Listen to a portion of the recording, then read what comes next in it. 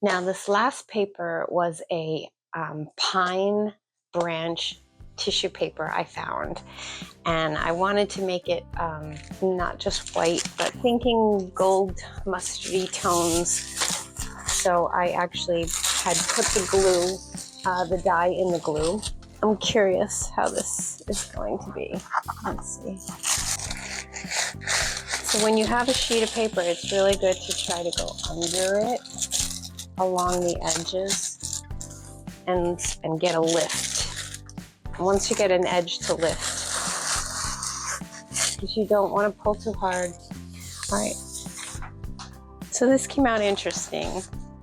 We'll see. We'll see how we like it. I'm not even sure what kind of flower I want to make yet. I was thinking a Christmas rose, but I'm not sure. So I'm going to let it hang for a couple days and then cut it into petals and work with it and see.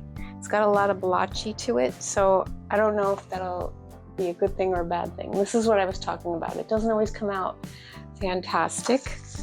It's interesting, and it's worth playing around with and seeing what we can make. So let's not give up yet. Let's see what we can do with this. So I did try a second batch of this pine tissue paper in more of a wine burgundy shade and decided to try to make them into gift toppers with a magnetic bottom. And I really like this idea. I made one with a stem and one without the stem. I also made one with the pine print on the outside of the flower and one with it on the inside flower. But the funny thing was, when I got to the yellow print, it didn't seem to matter which side. As I said earlier, the paper was a little blotchy and I really had to pick through the petals that I thought I wanted to use. So the first step was I started working them with my curling tool on a piece of foam, just to make sure all the wrinkles were out, that it was smooth. And I just wanted to get a little curl then on the top edges. I ended up using, I think, 10 to 12 of the large ones and 5 to 6 of the small single petals.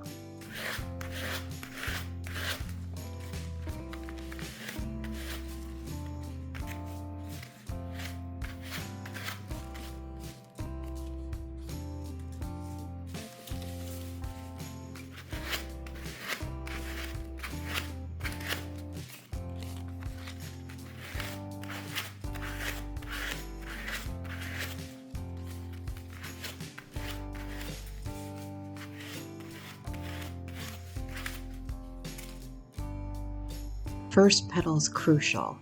You want to roll it up as tightly as you can, especially since I'm not using a stem. So I really rely on using my water and misting the petals to give them a little bit more flexibility. So I start trying to wind the first petal as tightly as I can.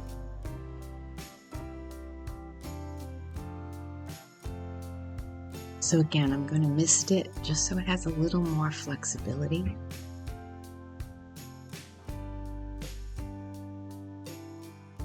And then I'm adding hot glue. And right where the first petal edge is, I add it in the middle of my second petal.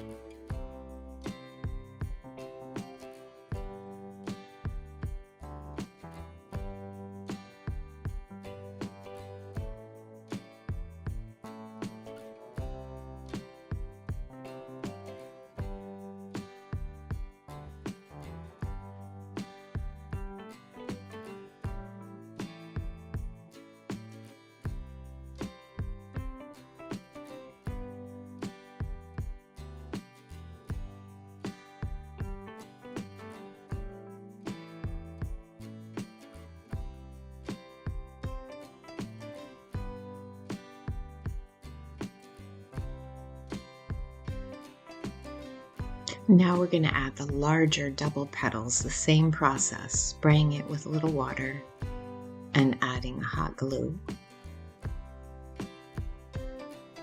And the same thing in the middle. That's where you're wrapping it around.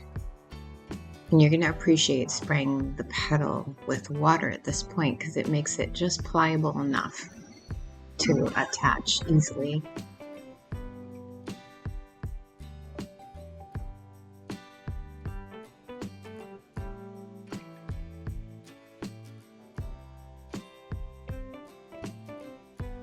So just keep applying each heart-shaped petal right in the middle of the last petal. So the edge of the last petal goes into the middle of the heart. Put on some good music. This will take a few minutes.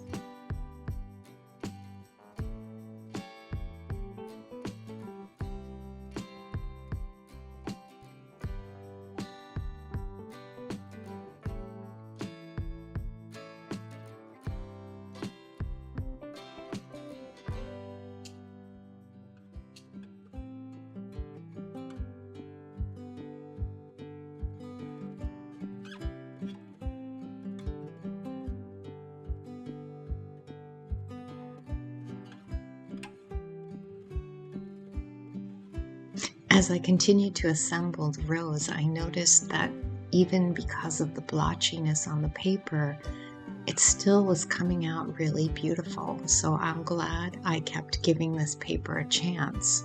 So far, it's working out.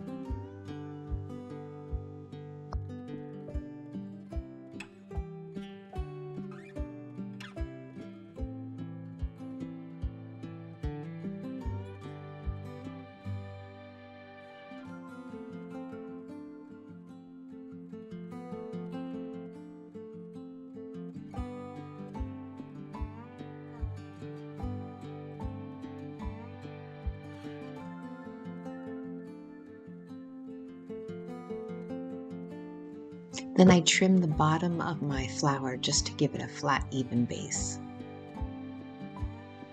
I added a dab of hot glue just to make sure it all stayed together. I added about 5 sepals to just kind of finish the look.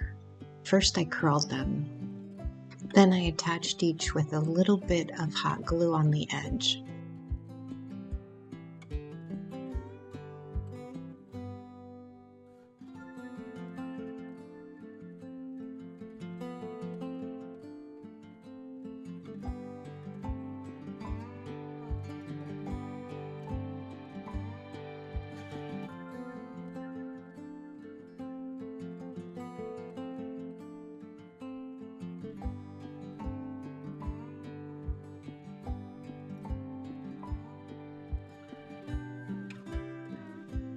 Then I began hot gluing my large rose petal leaves onto this square magnet.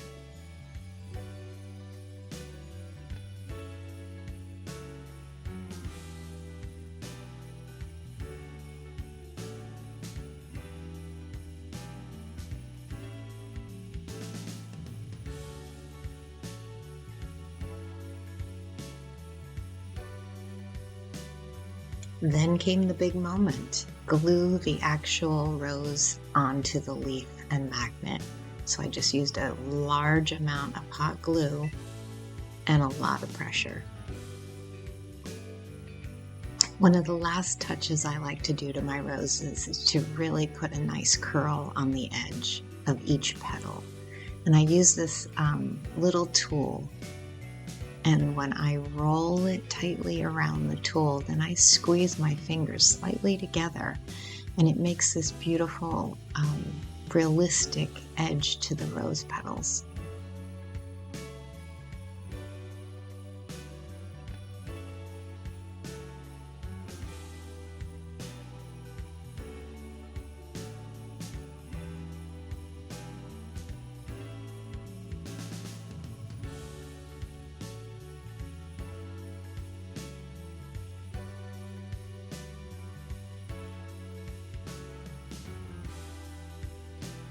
This is also a great time for final inspections.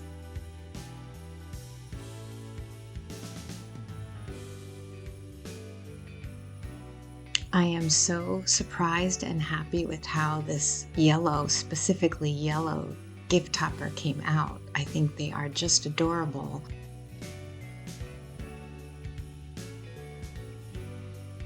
So now to demonstrate the gift topper, you would first remove the protective blue film on the metal adhesive strip. Then remove the backing to the metal adhesive strip. Then attach it securely to your package. Now just place the magnet on top of the metal strip and your topper is securely attached.